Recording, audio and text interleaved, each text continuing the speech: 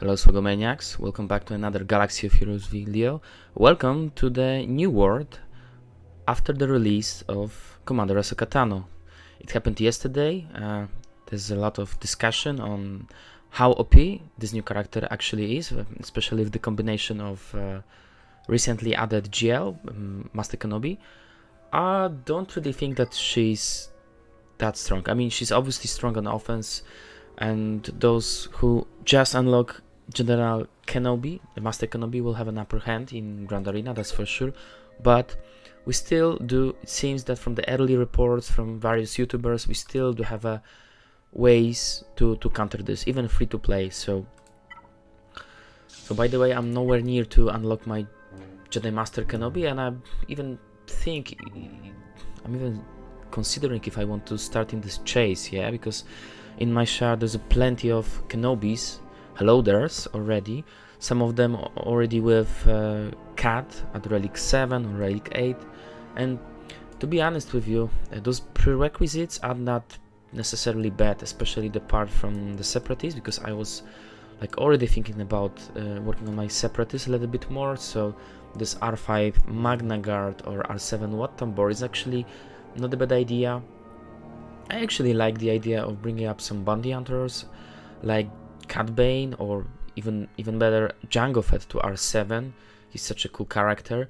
Shakti, not a big pain. Cody is required for one of the special missions anyway in light side GOTB, but this R8 Grandmaster Yoda, where you know those R8 mats are so scarce, so rare, it really pains me.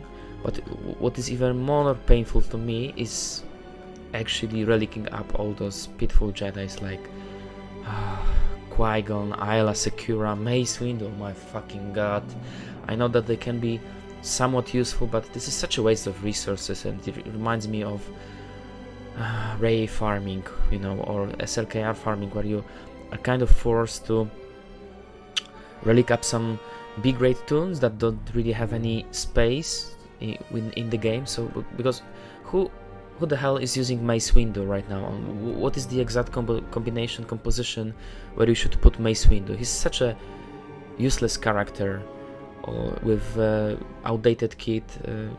He's just not a very good investment. Ayla is a bit better because he can use as a fifth in a teams of Jedi Knight Revan, for example, but still I don't really think so. Bo-Katan, Kryza, as we all know, Mandalorian are not so great up to this moment. It might be changed in the future. So yeah, if only I can accept the fact that I need to relic up all of those not very useful characters, maybe I will be back to the game. But as of now, I decided to hold on with my GL farms, wait and see what is the next big thing, which you all are pretty sure about, that it's gonna be Lord Vader, aka new version of Anakin, and then we'll just make educated guess. I'm just afraid of the prerequisite for Lord Vader, because obviously Lord Vader will be this is my guess, that will be a hard counter to the Kenobi with Ahsoka. It will probably have some hardcore prerequisites like R7 Ki-Adi-Mundi, or maybe even Cat, which makes sense due to the, you know, obviously the strong connection, the strong bond between the Lord Vader before he falls into the dark side and Commander Ahsoka Tano. So I'm really expecting a giant paywall incoming. So this was, you know, this Jedi Master Jedi Master Kenobi was just to tease the user base, to dump all of the resources for the next shiny thing, and then this is what CG has been doing since forever, yeah. So giving you the bait, like introducing Darth Revan, and then one week after they released the Darth Malak, who was kind of necessary to use this team, to bring this team to the next level.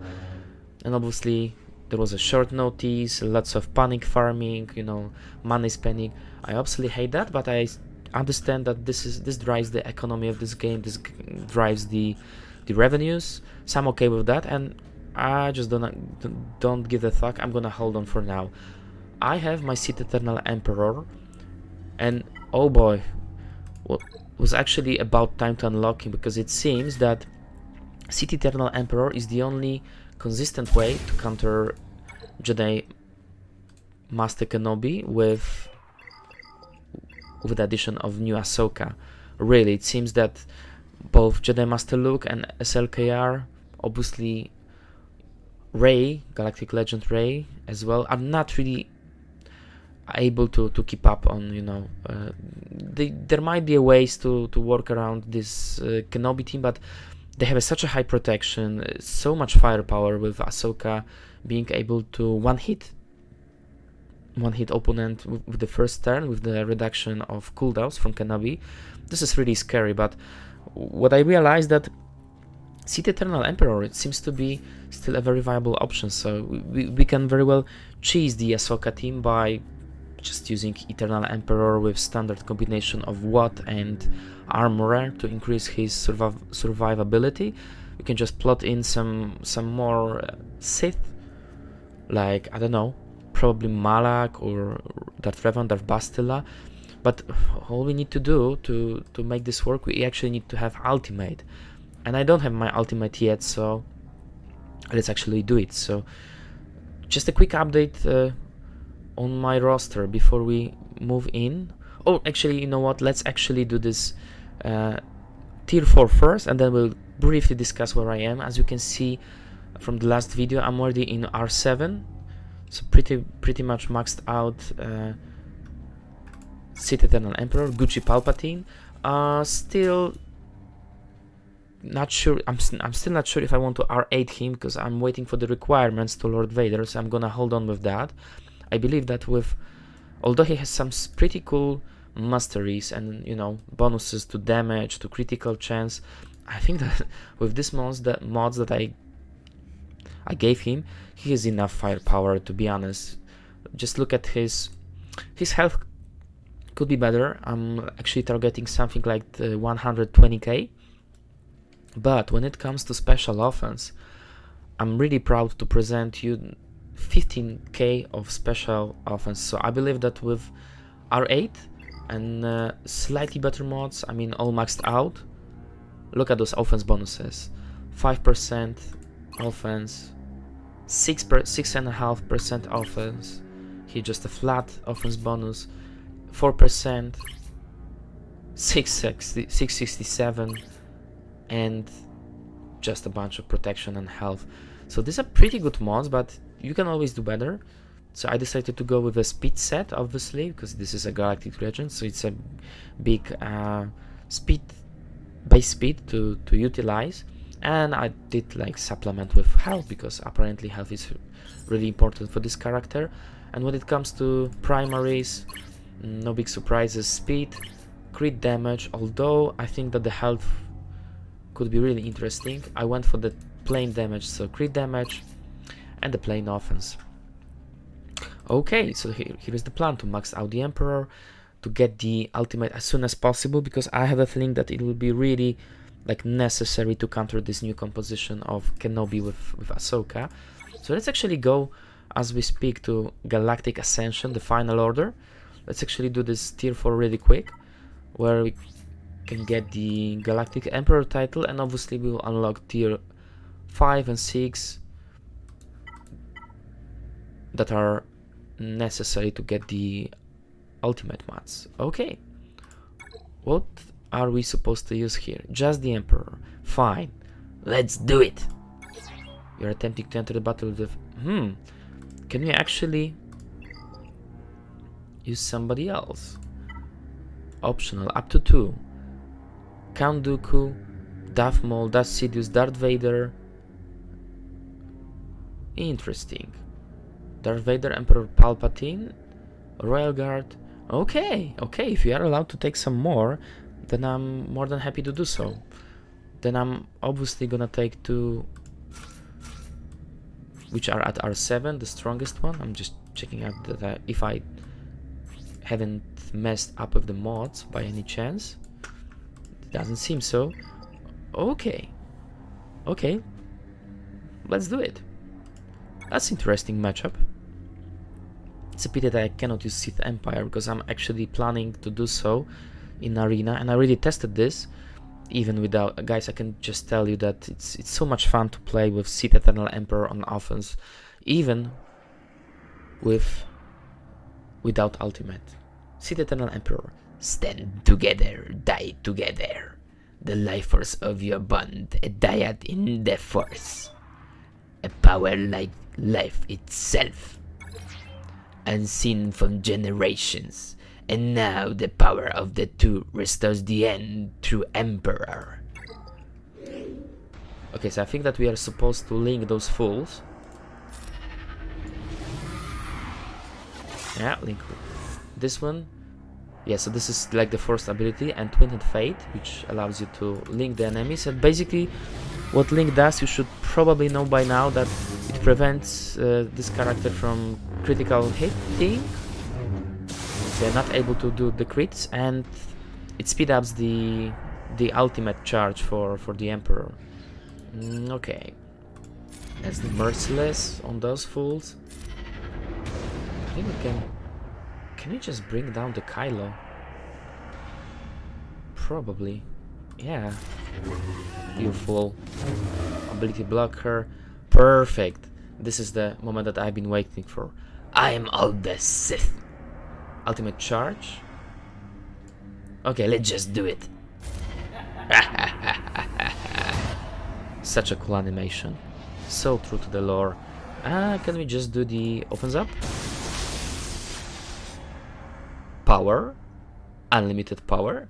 Instantly defeats linked enemies and deals special damage to all enemies. Then dispel all buffs on the Sith enemies and deals special damage to them. Enemies defeated by this ability can't be revived. This attack can be evaded. Wow, that's a lot of goodies. Unlimited power! Ooh, she did survive. Okay. Nothing will stop the return of the Sith.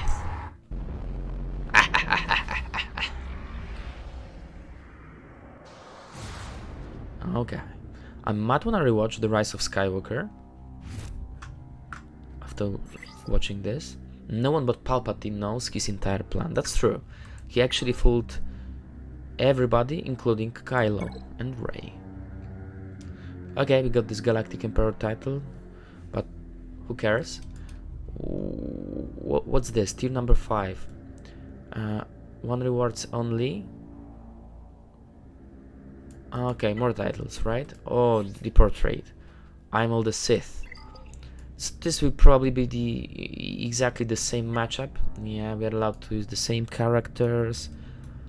Yeah, this is not very creative, guys, that you are asking me to redo the same battle twice, so I'm not gonna do it. Also, I don't have the tokens, so we'll park it for now, but we'll be back to these videos as soon as we reach the tier 6 to unlock the ultimates. So right now let's just have a look into my roster and where it should go next. So obviously I've been waiting for the release of Cat, Commander Ahsoka Tano, to like assess my strategy. Sadly, I'm not unlocking her this time around, and the reason for this is quite simple. We have an unactivated filter here. Crap. Or let's just do Jedis. Is she a Jedi? Does she have a... No. She's unaligned Force user, right? But to the point. So in order to get the Ahsoka first time around, you had to complete last 4 conquests, Galactic conquests, with the red crate, with the maximum rewards. And sadly, I did complete, I did a perfect run for only 3 of the conquests. For the previous one, I was not able to play, and I just gave up after that, after this second to best rewards crate. And look where I am right now. So I'm just missing those 30 shards. But even with this maximum reward, because the difference was 625, like it's 90, 65 and 50 if I remember correctly from like the order of the crates, still I would be 5 shard shy, which is a shame, because I spent some, you know, some tokens for the gear, or I don't know, other goodies. and this character is nowhere to be found, so I just need to wait to get those 30 more shards. But hey, it's actually a good thing, because should I have like unlocked her, I would be in a rush to gear her up, and obviously I don't have those premium Jedis. I don't have Ki-Adi-Mundi, I don't have Jedi Master Kenobi, although her kit is pretty cool with, you know, this Xian ability that boosts a lot of characters, Force Leap, which is insta-kill, cool unique of her own path. She's not that much useful without the Jedi Master Kenobi, so I decided to hold on until I probably get Jedi Master Kenobi, because the only alternative that I see for Commander Ahsoka Tano is to plot her to Padme team, to Galactic Republic. This might be a good use until I get the Jedi Master Kenobi. So this is an option, but still I have so many things on my to-do list, you know, gearing list, relicking up, that this project needs to be put on hold. And let's quickly have a look into my roster to see where I am and what need to be done next. First, I want to improve the viability of my separatists. So I want to go to R5 at the minimum for all of them. Okay, so definitely Geo brought Alpha in order to use him in raids. I want to rate him up to R5, but this is not very important as of now, so I'm gonna start from the Seps droids, yeah? So I'm gonna R7 Wat Tambor, because I'm still using him in the arena with Jedi Master Luke, might be using him with Sith Eternal Emperor, so hey, can we actually do it right now? Because I don't really think that I want to R8 my Sith Eternal Emperor. Okay, let me just put some more thought into that, but this is the obvious path to go after R7 Wat Tambor next. Then I'm gonna relic up the other Seps droids, including IG 100 Magna Guard, who's also part of the Kenobi requirements. So I'm gonna make sure that all of the Seps droids are at R5 to be able to use them in raids, for example. So B2, B1, we already have R7 Grievous. Then I probably R7 Jango, because he's such a cool character, and this is such a powerhouse on offense that I wanna just improve his damage a little bit more. And he's also a part of Jedi Master Kenobi requirement, yeah. Might also relic up Droidica to boost up her damage, and possibly not Gunnery, we'll see about that, but this would be like what's most important for me. Then I'm also having another side project of it's long forgotten project of Night Sisters. So my Night Sisters are actually in a pretty good shape, but I'm planning to R5 all of them, including Mother Talzin, Asajj Ventress, Spirit, and possibly Zombie. Zombie will be the last one, but at least those core 4 which are responsible for the damage output. I'm really going to do this before I even move next. Then in the meantime, I'm slow farming my Scoundrels to form Beskar Trashdo team, the one that is actually useful on defense. So we already have R5 Best Commando. I might give him the Zeta to, you know, to improve the Terminator gain. It might be actually pretty useful, because I have a really speedy team. I want to relic IG-11 and Quill, but this will be a low priority to me. The biggest priority to me is actually to give up to speed with Cara Dune. She's almost gear 12 right now, so I'm just like slow farming those fucking gear pieces, which I'm always like in a desperate need to bring her up to speed. I think that gear 12 will be more than enough, because she's already pretty tanky. The damage is not great, but it can be a bit better. Then the last component of this team, so we have Beskar Trashdo, IG, Quill, Cara Dune, and Nest. And for Nest, I might want to spend some more time to improve her mods, just to increase this health pool.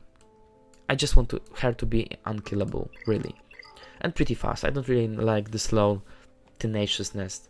Mine is a bit tenacious, but she's also speedy and she has a pretty good damage. So this is the way of modding for Nest that I decided to go for. And as a last piece, I might actually switch this Cara Dune for Bo-Katan at some point, just to free up Cara Dune for Mon Mothma team. And my Mon Mothma team right now is completed from leftover rebels, which is Lando, Wedge, Biggs, and I believe that I supplement with Captain Han Solo, who's not the rebel fighter, right? But he's still pretty good.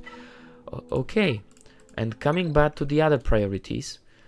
So we know that I want to R8 the Sith Eternal Emperor at some point, depending on how big this damage actually is, because I'm pretty sure that at R7 with 15k special damage, it will be more than enough with ultimate to solo the fools.